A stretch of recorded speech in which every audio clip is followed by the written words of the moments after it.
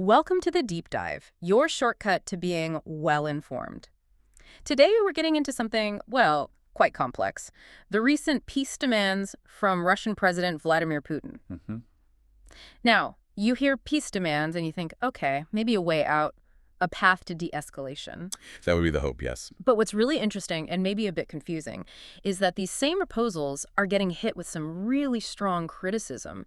Many are calling them basically ultimatums. That's right. It's a real paradox in framing. So our job here today is to try and unpack what the Kremlin is actually putting on the table. What are these conditions, and why are they landing so differently depending on who you ask? We want to help you sort of see behind the headlines. And I think it's crucial right at the start to remember that words like peace, they can mean vastly different things in these situations. It really depends on the speaker's perspective, their goals. Oh, yeah. So we'll be looking closely at those different readings, how the same words can paint two totally opposite pictures. Okay, so let's unpack this. What are the specific conditions Moscow laid out?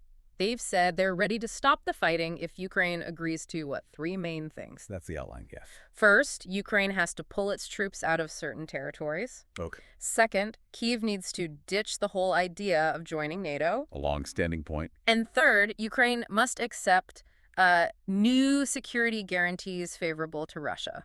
Those are the big points as reported. Right. And what becomes clear almost immediately, and this is, I think, fascinating, is how differently the West and Kyiv see this. Yeah, how so? Well, they argue these aren't really peace proposals in a genuine sense. They see them more as a way for Russia to lock in the control it's gained. Cement the current situation. Exactly. Both territories taken since 2022 and, even those before. When Moscow says Ukraine withdraws from certain territories, well, our sources suggest they mean all four regions Russia annexed last year. So Donetsk, Luhansk, Zaporizhia, Kherson, plus Crimea. That seems to be the common interpretation, yes.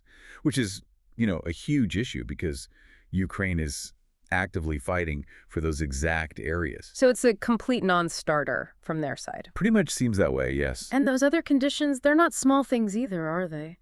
Abandoning NATO, the security guarantees? Not at all. Take the demand for new security guarantees favorable to Russia.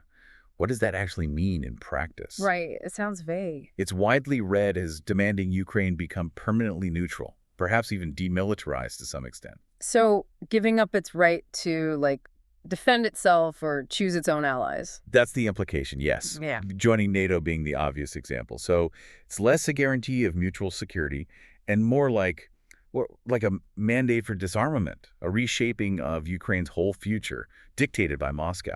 And analysts are definitely warning about this. They're saying, look, presenting these kinds of demands, these ultimatums, really, under the guise of peace, Yeah. it actually risks making the conflict longer, not shorter, because it's not really about finding common ground. It's more like terms imposed after a victory. That's the comparison some are drawing, yes. Yeah. Like historical victors' peace scenarios.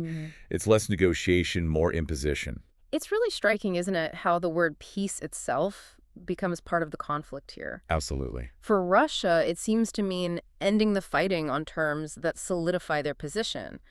But for Ukraine and its allies, For them, those very terms are the opposite of peace. They see them as terms of, capitulation. it's more than just arguing over words then. It's a fundamental clash. Different worlds, almost. And if you connect that to the bigger picture, you see why this is just so incredibly difficult. How so? For Ukraine and for the countries supporting it, accepting these demands isn't compromise. It feels much more like surrender. Surrender of land, of sovereignty. Of their ability to defend themselves in the future, yes.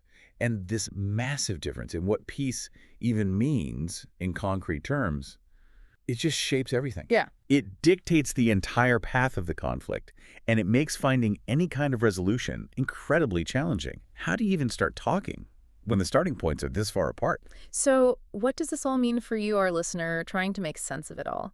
I think it really just hammers home how important it is to look past the headlines, to really dig into the details of any proposal like this in international affairs. Absolutely crucial. If you're trying to grasp this conflict, or really any big global dispute, understanding these very different viewpoints, the intentions behind the words, it's essential. It helps you anticipate what might happen next, understand the real obstacles. So we've really looked at this core tension, haven't we? This proposal framed as peace by Moscow. but seen as surrender by Kyiv and its allies. And it just underlines why you have to scrutinize the actual terms, the strategy behind them in any kind of international talk. It's rarely just about the label. And maybe this leaves you with a question to think about. What does a genuine peace negotiation actually look like? Especially when the basic terms, the conditions on the table, are seen in such drastically different ways by the people involved.